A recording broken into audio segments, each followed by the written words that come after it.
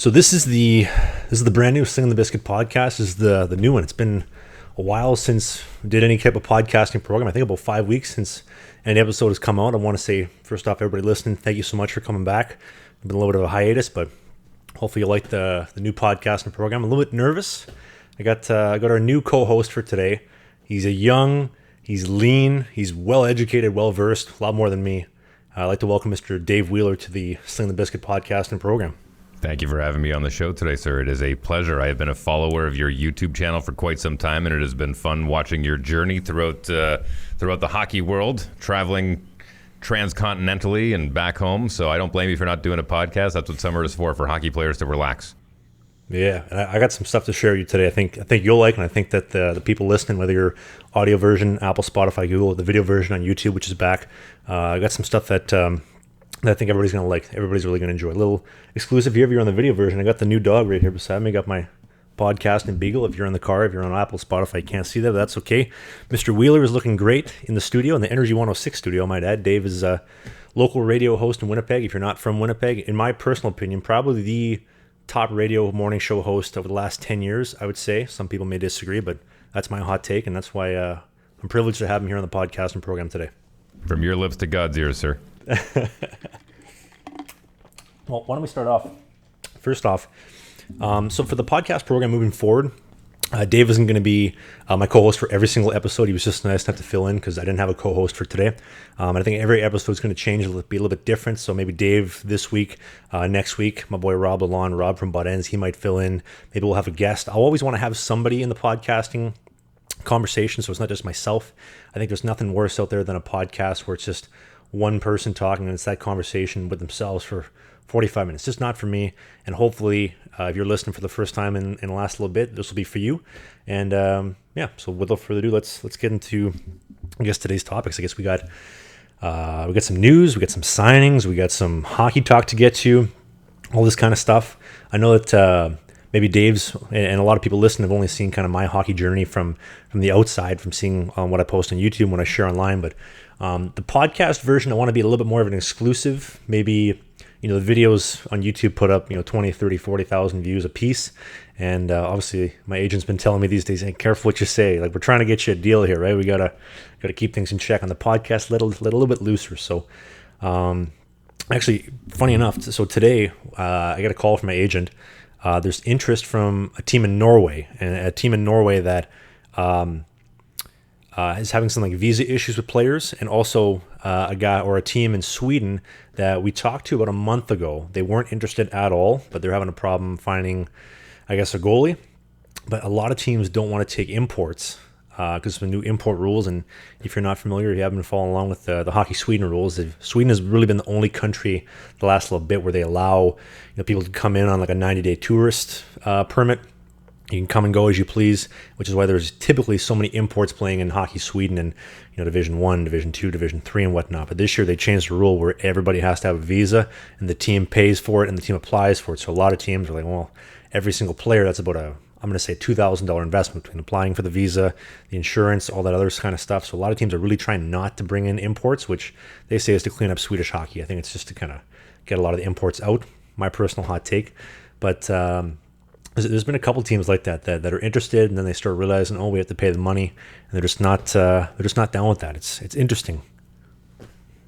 It's something that's always fascinated me, especially when the strike happened years ago in the NHL, and a lot of guys bailed and jumped ship and went over and played over in Europe in numerous leagues, and they didn't seem to have a problem then. They were very, very quick on the trigger to get all those visas and whatever they needed to get those players over. And it always kind of bothered me because those guys who were workers and had jobs were quickly shuffled aside for these NHL players who were out of work. Yeah, absolutely. And I think too, even in this situation, let's say you have an import like myself, who obviously I'm biased, right? I think I belong at a certain level and I can play at a certain level, but maybe they might quote unquote downgrade because it costs them less money. There's one team that was actually in our series this season, and they were a top 3 team. They're a very, very offensively talented team. They're putting up 40, 45 shots every night. Actually, they were the one team that I mentioned to you, Dave. They put up 60 shots on me one night, and they put up 45 another night. They're a very offensively talented team. But around Christmas time, all the teams reset the the series reset, so new teams get formatted with other new teams, and you're playing for advancement. And when you're playing tougher teams, that team's goaltending wasn't really strong, and they're giving up 9, 10, 13 goals a game. Like, it's tough to watch. And talking to the team management, hey, I'll come play for you. I'll come stop some pucks for you. Man, I can't be worse than the last guy. We're going to wait. We don't want to spend the money, transfer cards, the visa, all that kind of stuff. It's an interesting world. It's almost at this point and at this level, it's not even necessarily about being able to stop a puck or be able to play hockey, more so like the business side of things. What's it going to cost? Is it worth the money for these teams that are on tight budgets to bring in a guy like me or any other import? I know a lot of imports, guys that are putting up a point and a half per game during the season, 20 goal or 30 goals in 20 games. They're not even getting a sniff, no offers at all. Like, it's just a bad year for the market. Well, this is something you might remember, and some people out there as well, but on the original Nintendo Entertainment System, there was good old ice hockey. And when you were setting up your team, you had your option of your skinny guy, your medium guy, and then your fat guy. And I think it's, if you can break it down to something as simple as that, is do you fill your team with a whole bunch of skinny guys, a whole bunch of medium guys, or a whole bunch of fat guys, or do you try and find a balance in this system? And hockey's no different. I mean, everyone's got a salary cap. Over in Europe, I know it's a little bit different as far as what teams have money and what teams don't, but where do you spend the money? Where can you afford to cut a little bit of talent for the sake of putting some money in your pocket? Because I think that's one thing a lot of people forget is hockey ownership isn't in it for shits and giggles. They're in it to make money. They're in it to put butts in the seats. And sure, there's maybe the odd one that uses it as a tax write-off, but for the most part, these guys buy hockey teams because they see it as a viable investment. And so spending X amount of dollars on your team, if you're going to be spending more than you're making, that's just not good business practice, period, for anybody. I mean, any business at all. It doesn't matter whether you're owning a hockey team in Sweden and North America, or if you own the Staples down the street. If your bottom line is in the hole and you're underwater, that's not good for the bottom line. It's not good for business in general. It's no different with hockey, right? So I think too.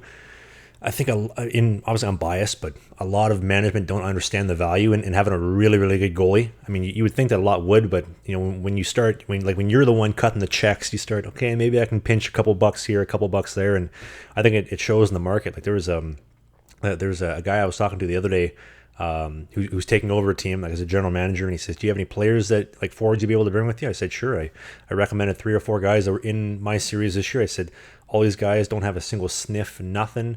Point per game, goal and a half per game, like really good players. We're good. We got lots of those. Like, you got lots of those. Where are you getting these guys from? You know what I mean? Like, it's just a crazy world, especially business wise as well. Well, I mean, it comes down to supply and demand too. So, I mean, if there's 5 goaltenders lined up and they're all of the same caliber, and one of them says, "I'll take less money to play on the team," guess which one's getting chosen?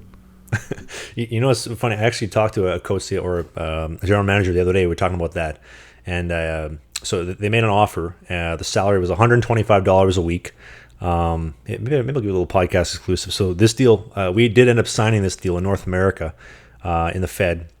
So my salary is $125 a week, and it was also contingent on the option that I commit to this team in this league, but I can go to Europe. I can go to anywhere else. I just need commitment for this side of things. And same thing, just a lot of players that probably could play that are not gonna play. And business wise, like we just mentioned, when you're paying everybody $125 a week, well, everybody wants a $50 raise. Well, you times that $50 by 20 players, by all this, all the other expenses. Like, it's business, man. It's a tough business. Now, so out of curiosity, when you say, just to give people an idea, $125 a week, so we're looking at $500 a month. Does that include room and board? Yeah, that's actually a good question. Thanks for mentioning that, Dave. So the offer from my end, so $125 US a week, which is a lot of money in Canada these days. So $125 a week cash, or I think it might be direct deposit. I don't know. I asked my agent, I said, is it going to be direct deposit, or am I going to get into it like in a sock in my stall? And he said, you'll find out come check day. I said, okay, great. So that's lined up. We got apartment is taken care of, so living room, or like living room and board. What that is, I don't know. I talked to our coach. I said, is it a 1-bedroom, a 2-bedroom? Is it a house? He says, we're working on some stuff. We don't know what's going to be cost effective for the team is what you get. So you might live with 10 guys. You might live with 1 guy. We don't know.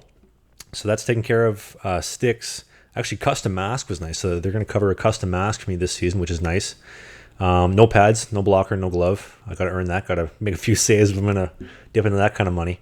Team apparel, team bag, the usual stuff. I need a new team bag desperately. There's a lot of teams in Sweden that actually don't do team bags. I get tripped all the time because I'm still using my bag for my college team in Vancouver Island University. They're like, you still play college? No, I haven't played for a team that has enough money to get some actual bags. Right? But it's a good bag, Dave. I've taken that thing to so many airports. Just for the record, $500 a month is just shy of $650 Canadian. Okay, so that's my salary, $650, and I don't think there's taxes on that. Maybe there is. I don't know. I think it's under the table, or maybe I got to get a visa. It's good. These are all questions that I probably should have asked before signing the deal, but that's okay. We're going to figure it out right now, live on the podcast and program for this week. Well, it's funny when you mentioned that they're not quite sure what the living situation is going to be. I don't think a lot of people realize that the Winnipeg Goldeyes, which is a independent baseball team in Winnipeg, plays in the independent league. It's about the equivalent of AA ball for those that are familiar with the hierarchy of baseball. There's guys that live at the park. Like, they have dormitories set up at the park because these guys aren't making big scratch, So if they can save a few dollars and live on site and not have to travel and eat there, that's, it's an old cliche, but it literally is for the love of the game. We're not doing it because there's a lot of money involved. It's because, this is, the greatest thing to do. If you would have told, let's say, 4-year-old myself or anybody else who's playing hockey, and you tell the version of them when they were 10 years old when they first started, hey, you can play hockey for a living. Yeah, you know what? You're not going to be making $500,000 a year. You might be making $500 a week, but you're going to live pretty cheap for the most part. You get a little bit of fun money on the side, and as long as you can find some way to buy some food when you need it here and there, you're set. I think a lot of people would take that offer. Well, it's interesting. There's guys that I played hockey with in my hometown in northern Alberta who, in my opinion, at the time, had a lot of talent and, were some of the better players on the team. But we had a situation where in Fort McMurray, we had Syncrude and Suncor that were offering $100,000 a year to start as an apprentice. And, do you want to go grind it out and travel all across the world? And like you said, kind of scrape between the seat cushions for change to grab something to eat? Or do you want to live pretty well at 18, 19 years old or 20 when you're done your junior career? And I think, the money a lot of times wins out. Absolutely. It's kind of funny, thinking about it now. I think I was making more money in playing junior, being paid for junior, than I think I'm going to be this season for playing pro. I think I was getting $400 to $500 a week. Or was it a week or was it a month? I think it was $400 to $500 a month, for junior hockey. Now $500 a month for pro. So it's kind of puts into perspective, the most I ever remember, and keep in mind I was playing hockey back in the 90s, but the guy I remember getting paid the most in junior was Trevor Anderson. He was our goaltender. He was, and listen, I don't need to tell you how goalies are a little bit different, but he didn't wear your standard mask. He wore a player's helmet with a visor, like with a full face visor. That's one thing I remember about this guy. But he was getting paid $1,000 a month in junior hockey, junior A, tier 2 hockey. Back in 97. I'm trying to picture, we're talking the cage is a full plastic shield, or we're talking just a player helmet? Player helmet with a plastic shield, with a plastic visor, you would see a lot of Team Canada women wear. That's what he wore. I got you. And he just had his field of vision better. He didn't like having bars in front of his eyes, and so that was his answer. There's a couple of guys like that, like Timmy Thomas. I know he was big for having the mobility down by his feet to have less in the chin area of his mask. There's a lot of guys like that, but I find when you start getting to the higher levels and you talk to guys about different gear choices, they don't have a rhyme or reason. They just, it works for me or it doesn't work for me. It's very interesting to see how many pro guys actually have no idea what they wear or why they're or why it's constructed the way that it is. They just know that it works or it doesn't. It's kind of like the sword of Excalibur. You pull it out. You're the chosen one. You're not. It's really fascinating. At least I had another goaltender who, if we can get into goaltender stories, my God, we could go for hours. But I had another goaltender that didn't like wearing socks in his goalie skates, but he didn't like going barefoot either. So he actually wore women's pantyhose. So there was that barrier in between. I'm dead serious. We called them soft and silky.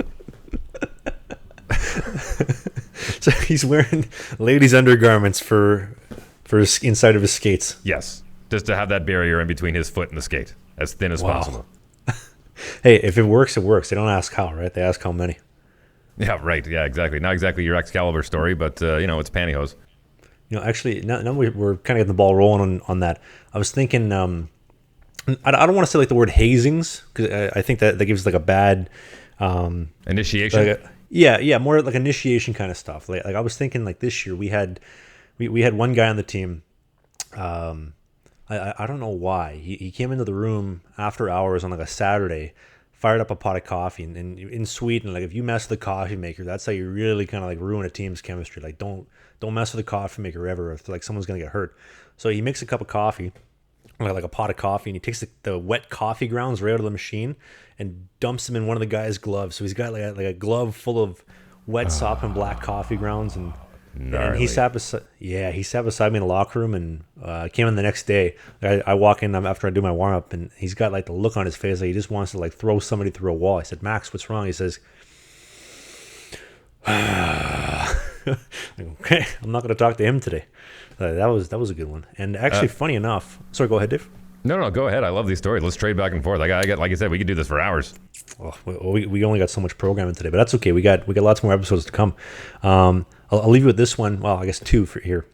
I was at the mall the other day with my lady, and walking down Polo Park, obviously, as you know, and a guy I played AAA with, he bumps into me. He's like, Trav, how you doing? Good to see you. I haven't seen you in a long time.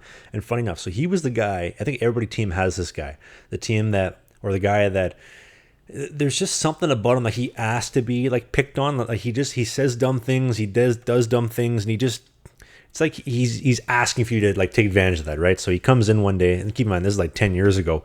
He comes in, fellas, check this out. I got the brand new Bauer, I guess whatever stick it would have been, probably like a Vapor or Supreme. I can't remember the models back then, but $300 stick. Check it out, how light it is. It's awesome. Shows the fellas. Nobody's seen the stick yet. He leaves the room, and so the sticks have like a plug on the top, right? So that one of the guys takes the plug out, and I'll leave all the names out for obvious reasons. But he says, "Why don't we piss down the shaft of a stick and then glue the plug back in?" So they take the plug out. One of the guys pissed down the shaft of the stick. They like hot glue gun the plug back to the stick, and so so the other guy's on the ice that got the stick. And he's like, the stick feels a little heavier, and he's skating up and down the ice. And you know how like plugs have like that little like gap on the top just in case water's in there. So he's skating, and obviously I see everything as a goaltender. I see him skating around the circles, and I see like little like droplets coming out of the back of the stick. I couldn't believe that. I was like, oh my goodness, what is going on? Wow, here? Yeah, unbelievable. I've always been a big fan of the ones that are harmless. Nobody gets hurt in the process. Everyone has a good little chuckle about it. But I think back in my days in the 90s, it was still okay for the hazing rather than the initiation, and some of the stuff got pretty sketchy. But we'll keep those stories off of this podcast for now, especially with what Hockey Canada is going through and all that kind of stuff. So. Actually, I'm glad you brought that up. You want to? I know we talked about it on FaceTime the other day, but if I could just kind of talk, maybe more so me. I don't want to get you in any hot water with this kind of stuff, but just the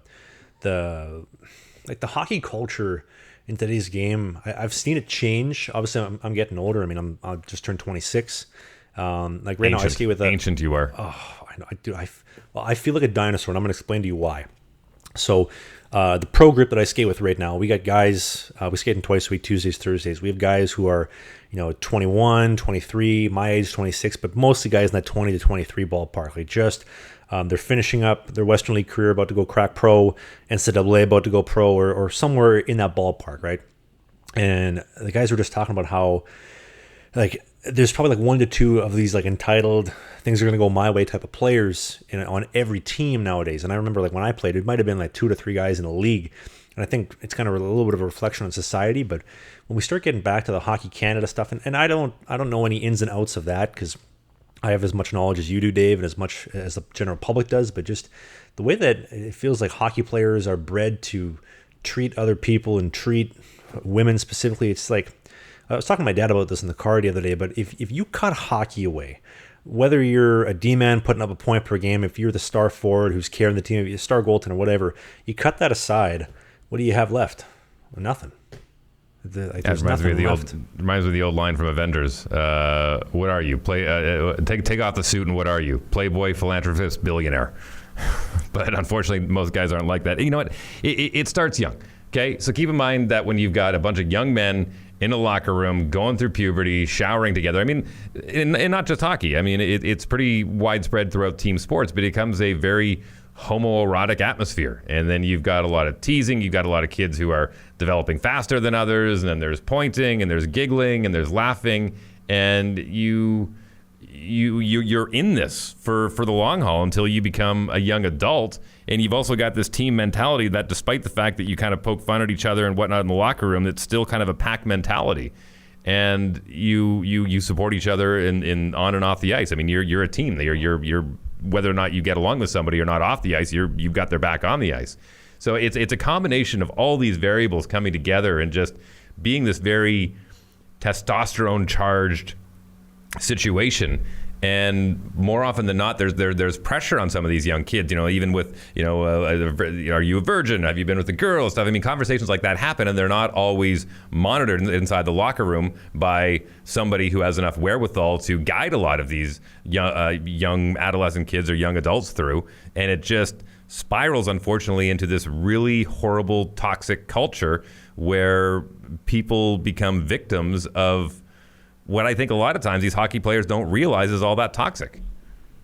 I totally agree with that. I think you put that in a really good way. But I think maybe like when guys were growing up, right? Like when you're 14, 15, 16, I can kind of sympathize a little bit because like you don't totally understand like some things. But like when we start getting to like adult territory, right? Like you're, like my age, 26, we're talking about like grown adults, 45, 50 who are running the teams. And in Hockey Canada situation, we're cutting checks. We have an actual fund dedicated to money to put aside to silence people, to shut up, here's some money, go away, have a good time. I heard a story the other day, and I got to leave names out and teams out for obvious reasons. I don't want this to come back to so-and-so player. And I talked to Dave about this on FaceTime the other day. But at the skate that I do, one of the guys plays NCAA. And he mentioned that his team had committed a player this season who had 3 sexual assault charges in the last 12 months, and the team is just dishing out money like, hey, like be quiet. And it just like I can't imagine like being a person who would do that to somebody, especially like 3 times in 1 year, and then also being the coach, being the people in charge at the higher level of this NCAA program or whatever, again, trying to keep it confidential here, that says, okay, how many felonies do you have? 2, but can you make a good first pass, right? How's your first pass? How's your first 3 strides? Like, and it bugs me. I've seen this a lot in the last little bit, and it just bugged me. I wanted to talk about that a little bit. Okay, well, this also goes back to our initial conversation about, guys that are investing and wanting to make money and business people, and the priority is, can they put the puck in the net? Can they stop the puck? Can they produce on the ice? And any issues outside of that, how big are these issues? And they look at the issues and they go, okay, can we put this to bed? Can they be managed? Can they be controlled? Can we make sure we keep them out of trouble despite the trouble in the past? And if the answers to those questions are yes, sometimes the talent outweighs some of those problems too. I mean, look, we've seen, the NFL is chock full of convicts, guys that have spent time. I mean, it's true. It's unfortunate. NBA has the same thing. There's a handful of guys in a lot of professional leagues, including hockey, who have gotten into trouble. Some of them have had it swept under the rug. Some of them haven't. But it's certainly kept outside of the media because you want this person to be a darling and you want to sell jerseys. So it comes down again to that initial investment. Is the talent bigger than the problem? Yeah, or like you mentioned, not even necessarily being able to put the problem away, but like, do we have the funds to silence people to make sure it's not a problem, so we can continue to put up points, put up wins, and make money as a business? Sure. It's just, yeah, absolutely, and I think that was the most striking revelation that came out of this whole Hockey Canada thing, was that there was a fund put aside for liabilities, insurance liabilities, and misconduct accusations. And I'm not saying that 100% of these accusations are that hold water, but I think we can say that a good number of them probably do. And unfortunately, there are some people out there that maybe knew that they could get paid out if they made an accusation and decided to go that way. It's not impossible. We've seen that happen before. We just saw it happen recently in court with 2 very large Hollywood stars. So I'm not saying that all of them don't hold water, but it's unfortunate that they even have to have a situation to have a fund for that type of thing. Yeah, and it might be maybe people reading into it too much and trying to come up with the headline for the media, but when, like you mentioned, it's come out that they've paid so and so off, and now that they've had their money, they want to come out and they want to come forward. It's like you have to think that this kind of stuff happens. I mean, I've skated with there was a player who top 5 pick, let's say in the last 10 years, so that way it doesn't give specifics, because the guy that I've been skating with recently, who was a top 20 pick, he's an absolutely fantastic guy. Owen Pickering, shout out to him. Unreal defenseman, by the way. But that's not who we're talking about. We're not talking about Pix. Pix is a fantastic guy. By the way, just signed a contract. Dude just made himself $100,000, and he gave me shit on Instagram for not coming to like one of the skates the other day. I had to bail last minute. He says, "Trav, come on, buddy. Don't let it ever happen again." I said, "Yes, Pix. I will never not show up to a skate ever again." Sorry. I wonder what he's going to buy with that 100,000, or sorry, 98.5. I think the answer is whatever he wants. I know you haven't had a chance to listen to some of the earlier episodes, but Matt Murray, new Leafs goaltender, he mentioned his first signing bonus, spent the whole thing on a brand new Ford Raptor and whatnot.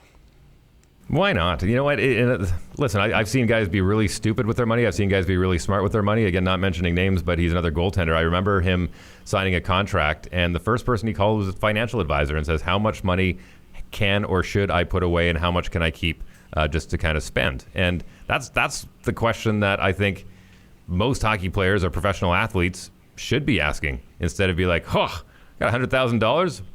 That's gone. I mean, Rory McIlroy tells a story about when he won his first tournament. The first thing he did is bought himself an expensive watch and then put the rest in the bank, because it's unfortunate, but a lot of players and athletes think that this money's just not going to stop. And we all know the stories of how many professional athletes have gone broke within a couple of years of their careers ending. And there just has to be a better education system in place for these guys to lean on, especially these young athletes at 18 years old getting handed a ton of money. I mean, I'm turning 43 this year, and I couldn't even. I'm still done with my money. If you give me that kind of money when I'm 18, I probably would have been dead. Dave, you're not supposed to tell people you're 43. I said you're young and lean at the beginning of the show. It's all perception. The first goal you mentioned, that wasn't Kiprusoff. I know you mentioned a couple of good Kiprusoff stories over the years over on radio in the mornings. No, not that wasn't a Kiprusoff story, but boy, yeah, I do have a couple of good ones from there. Can we talk about Kiprusoff's story? I'm sorry, he was one of my favorite goalies growing up. I feel like there's nothing good out there about him. I've heard countless stories from you over the years about Kiprusoff. Why don't we do Kiprusoff, a couple more things, and then we'll cap off the podcast here. Okay, so I had a buddy who had a cup of coffee with the Vancouver Canucks, and he tells this story. So Can we name drop him? Yeah, sure. Jason Jaffrey, hell of a guy. He's actually coaching his kids back in Southern Alberta now, and he's a good dude. Went over and actually won a bunch of championships with the Red Bulls in Austria, and had a pretty good American League career. But he had a cup of coffee with the Vancouver Canucks, and so this is his story. So it's exhibition. They're in Vancouver. Calgary's visiting. And this is the one I was thinking about. Yep. Yeah. So sure. This is so they go to the Roxy after this exhibition game, and for those that don't know, the Roxy is like the place to be. At least it was back in the day. I'm pretty sure it still is. And so the Flames are there, the Canucks are there. All the to-dos are there, and Chad Kroeger, lead singer of Nickelback, happens to be there. And so of course he's like, "Hey boys, whatever." They start partying, this and that, and him and Miikka Kiprusoff end up striking up a pretty good conversation, and they just get absolutely annihilated together. And Chad says, "Miikka, you gotta come back to my place just outside of Van so we can play road hockey." And Miikka Kiprusoff, "Sure, that sounds great, let's go." And so off they go to Chad Kroeger's mansion, and they play road hockey in his driveway until the wee hours of the morning. And it was to the point where the next morning everyone's showing up down in the lobby of the hotel, and coach comes out and where's Kipper? Anyone seen Kipper? And all of a sudden it's like, oh geez, I don't think anyone saw him come back to the hotel last night. So they're texting him, and they send him a text message, and they're like, "Kipper, where are you, man? Like the bus is going to leave here in about 15 minutes." He's like, "I'll be there right away." He was actually getting helicoptered in from Chad Kroeger's place, and there was a helicopter landing pad on the hotel across the street. So he landed, took the elevator all the way down across the street, sits down, looking all disheveled, gets on the bus. Coach comes over and goes, "Hey, Kipper, late night last night, you okay?" And Kipper goes, "Yeah, coach, I'm fine." And then proceeds to just vomit all down the front of his shirt. Partying with rock stars, ladies and gentlemen, that's what it yields. Oh my god, that's an amazing story. And he was such a quiet guy to the media. Like it almost felt like he was pretending he wouldn't know English, and he's just a quiet, soft-spoken guy. Didn't want to be bothered. But then you mentioned stories like that. Like it's always those guys that are the absolute biggest party animals. And I mean, you're hanging out with Chad Kroeger. I mean, you don't know you're going to be having a good night, no? No, that's the story. That's a story you tell for the rest of your life. I plan on telling it. It's not even my story. I've heard it a few times on the radio, and that's why I'm happy you told that one. I think too the house that he had with the hockey rink in the basement. I think it sold for 50. Was it 50 million? He sold the house for. It was a huge house where he had the whole basement turned into an indoor hockey rink. Jeepers Murphy, that's incredible. You haven't heard about this before? No. Yeah. Okay. So I'll rewind the story. So Chad Kruger, Nickelback lead singer, living in Vancouver. He buys this house. I can't remember what he paid for it, but it's almost like the rock star song. I want a bathroom I could play baseball in. I think he took that too literally, and he literally said, "I want the basement of the house turned into an indoor hockey rink." I don't know if he was having a hard time playing shinny pickup with his buddies and not getting recognized, or what the idea was, or just had too much money. But whole basement turned into an indoor hockey rink. And I think he lived there for like a good 5, 8, maybe 10 years, whatever it was. And I think he recently sold it. I think he sold it maybe 2 years ago. Might have been 2020. Did he actually put it in an ice rink, or was it more of that synthetic ice that you can skate on? Because I haven't seen video. But from the pictures, it looked like a legitimate like ice rink with the zamboni, with the ice plant, everything in the basement, which is why it was so much money and why he ended up selling the house for what it was. That's incredible. I'm just trying to think of the civil engineering on that, and then I guess Madison Square Garden's on the 5th floor, or the hockey rink's on the 5th floor of Madison Square Garden, so it's doable. I wonder in that climate, that's interesting, because he lived up close to the mountains too, so even just to dig and get down that deep, because you'd want probably 20 foot, at least 20, 25 foot ceiling, right? Yeah, I'm thinking 25. I would think at least, assuming you don't have like a jumbotron or anything in the middle to kind of get in the way. Yeah. Well, imagine the jumbotron 6 feet up off the ice. You can imagine. It's a lot easier if you're an NBA guy, because I know, listen, Kobe Bryant had his own gym, LeBron James has his own gym. A lot of these NBA guys build their own gyms and their own full court, sometimes half court in their houses. But hockey rink's a different level. Like, that's a different level. We all build one outside in the wintertime, but jeez. Indoors in Vancouver, where the weather, whether we're talking winter or summer, does not accommodate at all for building a rink. And also, I'm thinking too, he would have had to hire somebody on a full-time salary, like just to maintain it, like the ice keeper for making sure the ice plant, nothing bad happens with that. Maybe we'll finish with this one. I ever tell you the time? I probably haven't, but I actually worked as a zamboni driver in Winnipeg for about 9 months at a place that will remain nameless for insurance purposes, but. So I worked as a zamboni driver, and I was like the assistant to the head guy, so I was kind of like the meathead. And one of the best tricks in the books, the zamboni was like a propane powered zamboni. So you have 2 propane tanks. The one propane tank runs out. You hear it putter go, and then you change the propane tank, and then it fires up the second tank. You finish the flood, then you change the tanks after. Well, obviously I'm not the full time guy. I'm paid by the hour. The other guy is paid salary. So I'm looking for any way to try to milk out the time that I'm there, to maybe create some more issues where I can stay there longer and get paid for. So end of the night, my one propane tank runs out, change to the other one. I finish up the last flood. I do not change the propane tank. So when the head guy comes in the next morning, he's going to have one propane tank, it's going to empty, and then he's going to have nothing, and he's going to stall in the middle of the ice. So I come in around, I guess, 11 or noon, and I guess this is at the time when, funny enough, the propane tank emptied. So it empties, you see the Zamboni stall, and then he's slowly sinking into the ice, just ever so slightly sinking into the ice. And I guess he sees me in a lobby, and I could see him cussing and yelling at me because he knew, obviously, I was the one who set him up for this, right? And because the Zamboni is leaving hot water on the ice, it sinks in, I think, probably about a good, I'm going to say 4 inches, maybe 4 to 5 inches into the ice. And then the cloth ends up sticking and all this kind of stuff. So I ended up having to fix that. And to get paid by the hour, it was a good day. If you were on salary, it was not a good day at all. Wow. That's almost reminiscent of the what was in the Pro League when one of the pistons went, or it was the coolant, and it was red, and it looked like there was just blood spilling out. It looked like somebody jumped in the augers of the ice machine and was just getting spit out Fargo style out the back. Yeah, that was in San Jose, I believe. Yeah. If I remember correctly. Yeah, listen, a lot of people they think driving an ice machine is easy. There's a skill to it. There's a skill. You constantly see those guys pumping stuff back and forth, like you said, turning dials. It's like I'm not going to say it's like flying an airplane, but there's a lot of it's very intricate work. to be good, to just get by and get paid, 13. I think I was $15 an hour at that point in time. Bare minimum effort. Drive straight, turn right, refill the water every 2 to 3 floods, and you're good to go. I will tell you this. I did find out this. So my superior, Zamboni driver, he told me one night, he's like, do me a favor, try to stop bumping into the boards. You're going to wreck the boards like every time when we like reset them every year. I was like, okay. So he heads home, and after hours, I'm finishing up the flood. It's usually like a double flood to finish the night, and I thought, what would happen if I just rammed the Zamboni into the boards? I actually was curious about this. So I'm going like at Zamboni speeds, which would have been about maybe 5 kilometers an hour. And I just went head on into the boards, like the Titanic heading into an iceberg, and bang, it just like bounces back right off the boards. Like, I guess maybe they put the boards in really good, but the Zamboni went and it just backed right up while the tires were still spinning forward. And I said to the heads guy the next day, I said, I don't think bumping in the boards is that big of an issue. Nothing really happens, eh? And then I told him what had happened. He's like, you idiot, you can't do that. I said, well, I did do that. It's amazing you kept that job. 9 months. I would go grocery shopping in between floods, everything but work. There was one time the tranny actually did blow on the Zamboni driver, or on the not on the Zamboni driver, on the Zamboni.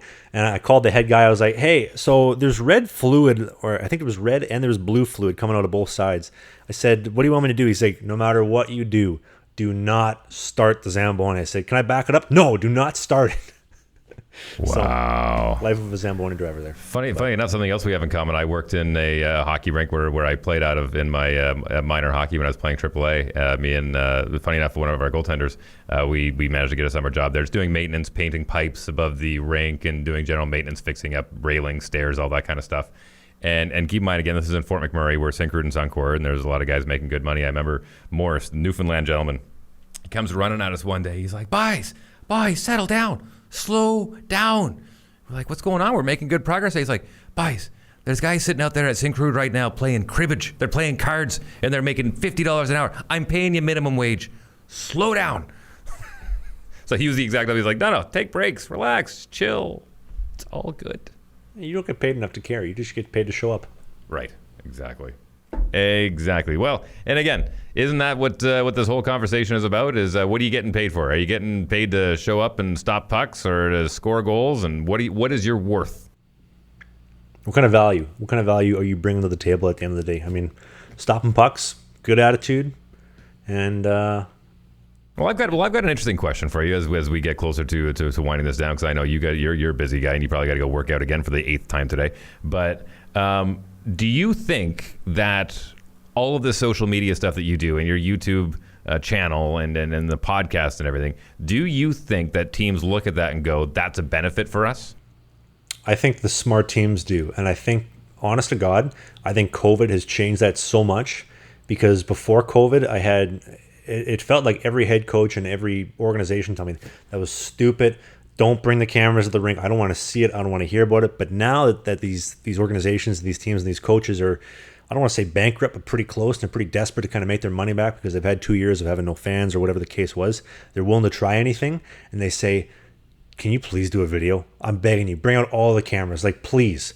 And on my end of things, I like it because I like to be creative. It's very soothing to me to be able to put together a really cool video that kind of shows a story and kind of, it's just visually appealing, but also it has changed my life in regards to like giving me opportunities and also some flexibility to take chances that I never would have been able to, because like we talked about earlier in the show, like in my neck of the woods, we're talking about making $125 a week, $500 a month, and you can't, I mean, yeah, it's great during the season, but like, you can't really do much with that. Like, you realistically have to live at home in mom's basement for 6 months, 5 months out of the year, probably work a job in the summer, and then you come back for hockey season. But having YouTube and having the podcast to provide me with a couple extra bucks to, fly to different places for different tryouts and different opportunities has really helped me take my career to the next level, and I think showcase myself to teams that I can play, I can help you, I can put asses in the seats. And I know, like, with the team that I've signed the contract with, by the way, haven't mentioned this. So the team is called the Motor City Rockers in Detroit. Tell me that is not the best name of any pro hockey team out there. Motor City Rockers. Got a kick-ass logo. And our arena, the home arena, is called the Big Boy Arena. Like, what an amazing name, amazing team, amazing arena. Doesn't get much better. It's a good logo, too. Looks like Bret the Hitman Hart. Oh, so you're looking at it right now with the guitar Yeah. turning into the hockey stick? Yeah, I know. Yeah. So they haven't announced the jerseys publicly. I have seen the jerseys. Dave, I'm telling you, like, this is probably going to be the best dressed team in the league. And the coach also mentioned that we only play rock music during the games, 70s, 80s, 90s, 2000s, whatever. We don't play pop, country, rap. It's only rock, only metal music. And I was thinking, like, my haircut would fit perfectly. My Cobain tribute mask that I've been doing the last couple of years in a row fit perfectly. What if I just got like a leather biker jacket or something and just came into the rink like that on game nights? That'd be like a good 80s, like maybe some tight leather pants. I'm getting too far carried away here, but get excited, man. Absolutely get excited. Well, okay, so it kind of looks like a cross. Honestly, it looks like a cross between the Calgary Hitmen logo from the WHL and the cover of Brutal Legend, that video game that Jack Black did. That's the best way I can describe how this logo looks. I think maybe if you're a little younger and you ever play Guitar Hero 3, like, you know, like the fat guy with the black hair, that character, it's him mixed with the Hitman logo. It's a dude, like, I don't know if maybe shredding on guitar, but he's playing like a flying V. I think it's a flying V guitar. Is it a flying V? Or is it an Explorer? It looks like a modified. Yeah, it looks like a Gibson. But hey, they probably made it look very ambiguous. I'm telling you, man, that's a good logo. It's a good look. And Dave, I'm telling you, the third jersey, I like the home and the away, but the third jersey is going to look so great. I got a couple ideas for the mask planned this year, but I think it's going to be a great look. What were we talking about? Yes, we're talking about the YouTube side of things. Like, the team has already talked about like what are we going to do for videos? How can you use your vlog and your podcast to help bring people to the rink? Well, funny enough, so I think 60% of my audience everywhere, especially on YouTube, is US based, and of that, the two biggest states that I have a following in are New York and Michigan. I'm signed to play in Detroit. Like, it's a match made in heaven as far as like bringing people to the games. Like, I've had so many people message me on Instagram, hey, I saw the signing, hey, I saw this. Obviously, I'm not talking about it publicly yet. But yeah, just so much potential, I think. And the team sees that. A lot of other teams may not see that, but hopefully we can change some people's minds that there is a way to do this the right way, to bring some good, positive attention to the team, pump everybody up in the community, get people coming to the games.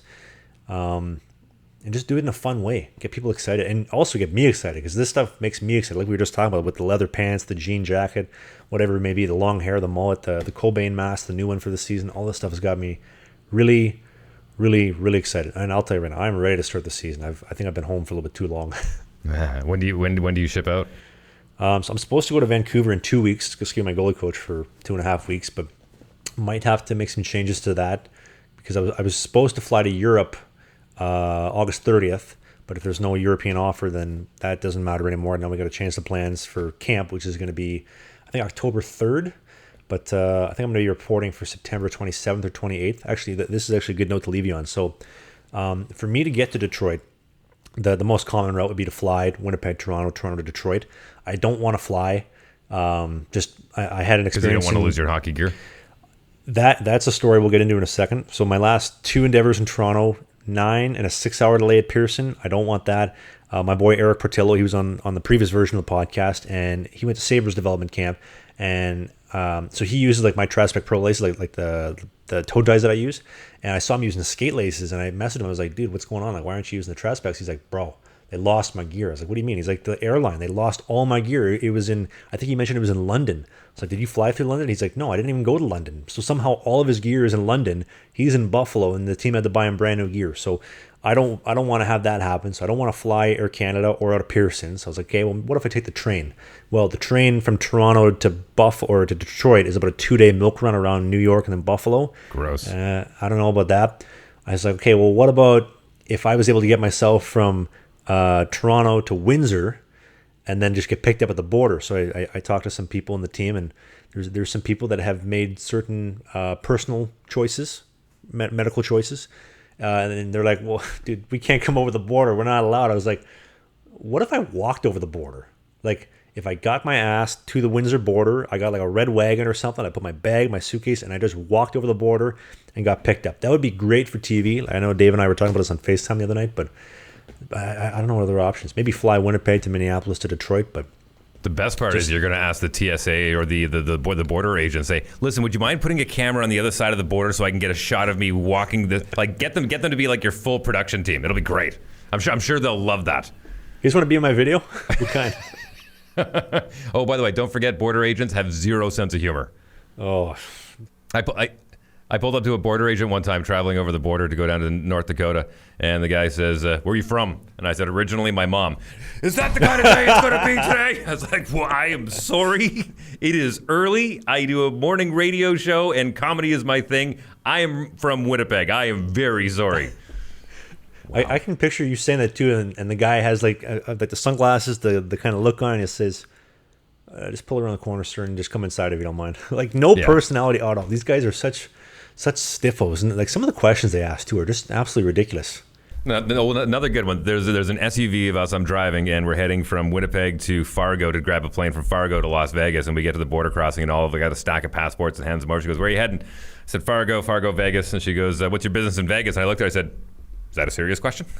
And she just kind of smirked. She handed back the passport. She said, "Have a great time. Drive safe."